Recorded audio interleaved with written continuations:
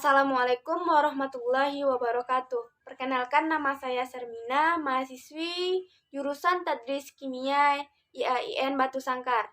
Saat ini saya akan menjelaskan materi tentang larutan elektrolit dan non-elektrolit. Larutan adalah campuran homogen yang terdiri dari dua atau lebih zat yang saling melarutkan, dan masing-masing zat penyusunnya tidak dapat dibedakan secara fisik satu sama lain.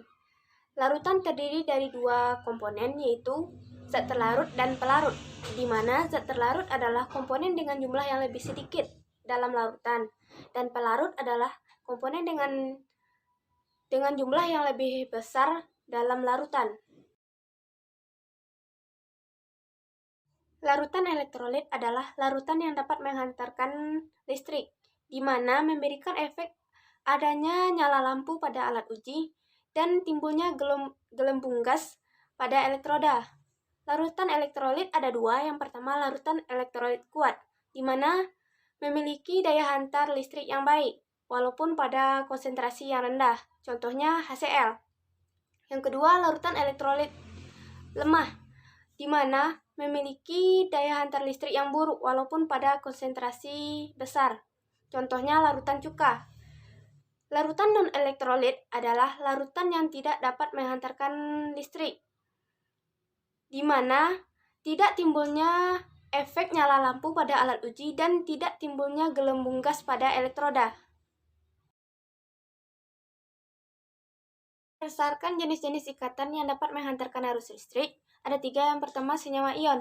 Senyawa ion dapat menghantarkan arus listrik dikarenakan ion-ion yang terdapat dalam larutan dapat bergerak bebas. Yang kedua, senyawa kovalen nonpolar dalam bentuk padatan, lelehan, dan larutan. Senyawa kovalen nonpolar tidak dapat menghantarkan arus listrik dikarenakan senyawa nonpolar terdiri dari molekul-molekul netral yang tidak bermuatan. Yang ketiga, senyawa kovalen polar. Jika berada dalam air, molekul-molekul senyawa kovalen polar dapat terhidrolisis menjadi ion-ion yang dapat bergerak bebas sehingga dapat menghantarkan arus listrik.